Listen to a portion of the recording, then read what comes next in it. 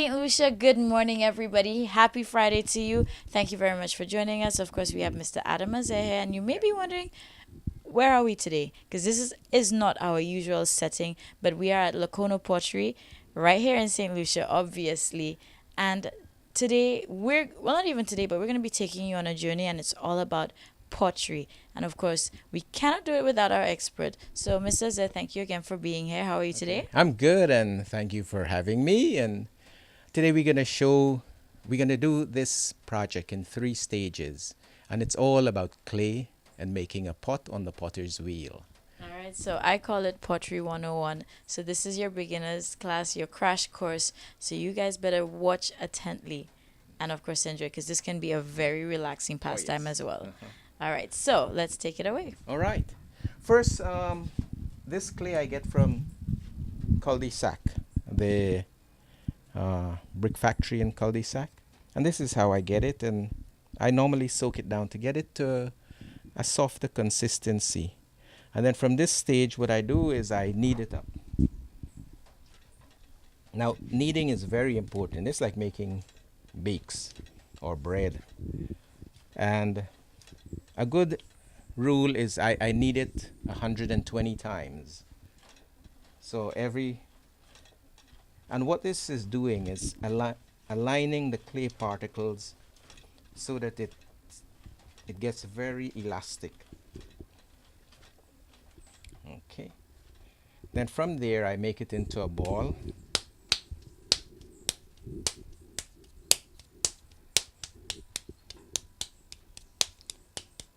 Okay. Now we're going to take this ball and we're going to go to the potter's wheel. We're on the potter's wheel. And I think that's why they call this part of the technique is throwing, because you basically throw the pot on the wheel. This takes a little bit of practice. First you got to center the clay. Always keep it moist.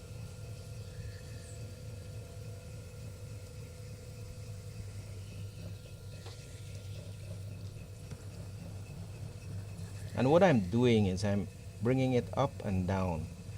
And you want to get it in such a way that it's running smooth. If it's not, the pot is going to be thick and thin.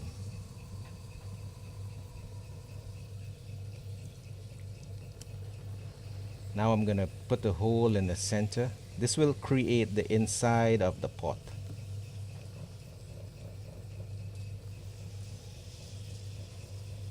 Squeezing it out very gently.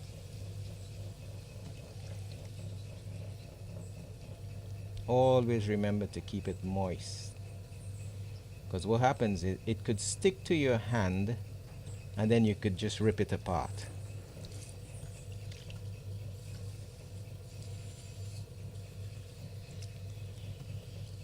Okay, so now I'm going to pull it up a bit.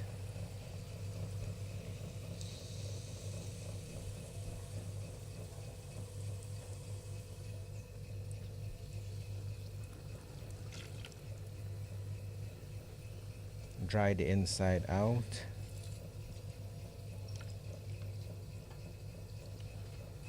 Now I'm going to pull it up. I'm supporting it on the inside.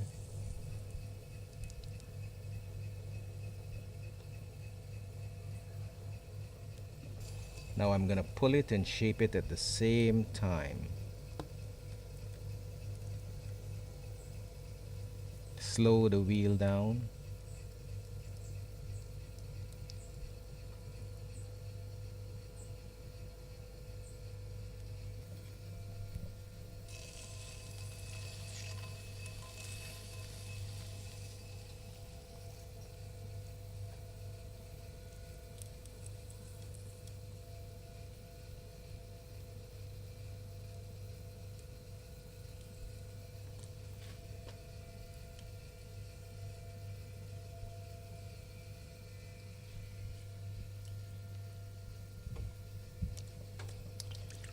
All right.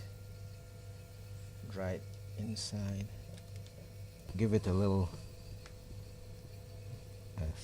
more stretch. Hopefully it don't break down.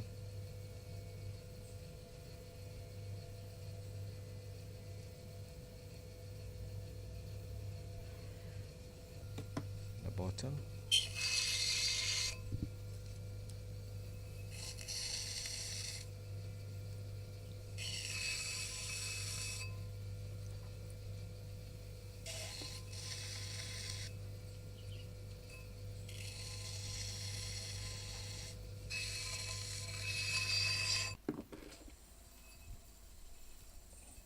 Now you need to cut it so that when it starts to dry, it's not stuck to the wheel head and crack. Alrighty. So the next stage is we're gonna trim the pot, and you gotta keep looking. You gotta keep watching to see the next stage. All right. Hey St. Lucia, wake up everybody. Thank you for joining us. This morning is back on. I'm Chayla Mendez, your host, and I have a really good friend of mine here with me. We are ex-cons in the good sense of the term. We used to go to St. Joseph's Convent, not anything else that you may have been thinking. So I have Alicia Ali here, an amazing young woman doing so much for us here in St. Lucia as well. So thank you for being here. How are you? I'm doing well. Thank you so very much for inviting me. Now, St. Lucia, we are here to talk about something very important, so you need to listen up. Young and old, I know we have such a diverse audience, so thank you again for being part of the family. But it's all about No HIV. And this is an important campaign that has already kicked off. And it's important to me, it's important to Alicia, it's important to you all, because this really directly affects all of us and indirectly as well when you come to think about it. So Alicia is our expert. So just tell us about No HIV. Okay, No HIV was actually born out of the CARICOM Youth Ambassadors Program. As you know, Chayla, I am the CARICOM Youth Ambassador for St. Lucia, the female one. And we had PEPFAR USAID advertising grant funding for a local capacity initiative project. So they're like, hey, we have all this money. Use it to raise awareness about HIV. So we thought, okay, as young people, what is it that we can do across the region? And really and truly, we realized our young people in the 15 to 29 age bracket are increasingly contracting HIV. And that's according to UN studies, that's according to PANCAP studies in the region, and we just don't understand why. And in dealing with a lot of young people, because you know already I deal with a lot of young people, Right. and so I contacted my counterparts across the region. I was like, guys, when you talk to the kids, what do they say? And then I remember when we went to school, we heard be wise, condomize, Right. no glove, no love. The ABCs and... The kids don't know this. They look at you like you're an alien when you say these things. And we have to realize those messages are about 30 years old. And so we have the internet generation, we have the Yes. millenniums. We are not reaching them. So we started on our No HIV campaign. It's a 2-phase project. What we are doing with the first phase is we're trying to understand what is the knowledge gap. Why are the prevention and transmission messages not reaching the 15 to 29-year-olds? So we have a survey. It's a qualitative survey, meaning it's multiple choice, question and answer. So we have that going on social media, because we do realize from the social media studies that, that demographic, that's the only platform they use. Yes, this is So where they live. that's where they live, that's where they breathe. The television and the radio messages may not even reach them. Yeah. We do recognize that not everybody has internet access or internet capable devices, but that's actually a very small percentage of the population. We're looking at like 10-11% across the region. So again, we think, okay, there's some people who are going to get left behind with the survey, but we're really trying to deal with the majority. And the second phase of the project actually deals with young people living with HIV. We're doing a needs-based assessment, so 15 to 29-year-olds, because as young people, we get a lot of the older folks and the policymakers telling us what we need Right. without coming to us and asking, hey, what is What it? is? So as young people, we're not going to make that mistake. So Right. we're going to them and saying to them, tell us what is it you need from us as a CARICOM Youth Ambassadors Program, but tell us also what you need from us as a society. Right. What sort of support systems do you need to be, involved more? How can we communicate more? And for us, it's a project very close to the CARICOM Youth Ambassadors, because a lot of us know people who have HIV, who are living with HIV. We know their struggles, and we want to help as best as possible. I love that. So then tell us a little bit more. Since now we know about the No HIV campaign, tell us about the CARICOM Youth Ambassadors. Well, the CARICOM Youth Ambassadors program was started in 1993 by the CARICOM heads of government, because they at that time recognized, again, you need the young Foresight. people to really help inform policies. We are the ones on the ground. We are the grassroots people. We are the ones working with different organizations. We are the ones, having to give up half our life, to better our society. And so that's what we're doing. There are 2 CARICOM youth ambassadors in every CARICOM member state. So you have a male and a female, because, again, different perspectives. Gender roles. That's right. And so there are 20 CARICOM member states. We have 5 full members, 15 full members, and 5 associate members. And so what we do, there are overall policies that CARICOM wants to promote. CSME, regional integration, is one of those.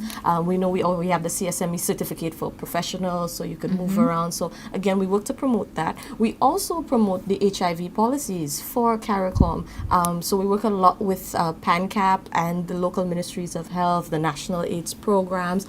We do a lot in education. Right now, there's a human resource development strategy where we're looking at moving away from standardized exams, because as you know, everybody's different, everybody learns differently. Yes. And so obviously the teaching styles, what is available, we have the vocational aspect of our education that we've been trying to promote for a very long time. So we're working on that, and we work on so many things from a policy level that a lot of the time you think that we're not there, but we're actually there. All our pages have Caribbean Community Youth Ambassadors. So all you have to do, log on to Facebook, Instagram, Twitter, Snapchat. We're all over the place. All the information goes onto that page. There are also local country pages. So if you want to find out what the CARICOM Youth Ambassador in your country is doing, so you go on to CARICOM Youth Ambassador St. Vincent and the Grenadines. We have a St. Lucia page. There's a Dominica page. You could just like individual pages, or you could just like the overall bracket, because all of us are connected. Again, it's social media. Yes. All of us so are we connected. And I know a lot of times when we talk about HIV, we kind of like to pretend that it doesn't affect us. The Caribbean has the second highest rate of HIV and AIDS transmissions in the entire world. We are second only to sub-Saharan Africa. There is a good chance that you probably know somebody who has HIV, okay? And so it's not only about you and me or Chayla. I mean, both of us are moms. It's about our sons growing up. It's about the future generations. Exactly. So we have to take an interest in that. So now you know how you can follow, so go check it out. Take part in the survey. And please, what's very important, when you do the survey, share it, because that's how we're going to help find answers, solutions, and actually make a move with this. So go check them out. We're always on social media. You'll know it. So go do it and share it. And remember, it's no HIV. I must say, I love the play on words, because when you check it out as well, you'll realize that NO is also stressed on in this. So, no. And then, of course, no as in knowledge. So knowledge is the key. Let's kind of break the stigma. Let's stop the fear of HIV. It's something that's happening. So let's take action. So this is your call to action. And Alicia, thank you very much for stopping through it. Definitely enlightening and refreshing. And of course, it's a wake-up call for us all. That's why we do it this morning, because we want to, of course, wake you up in the know. So thank you so much again for being here. And guys, we're going to give you an update on this really soon.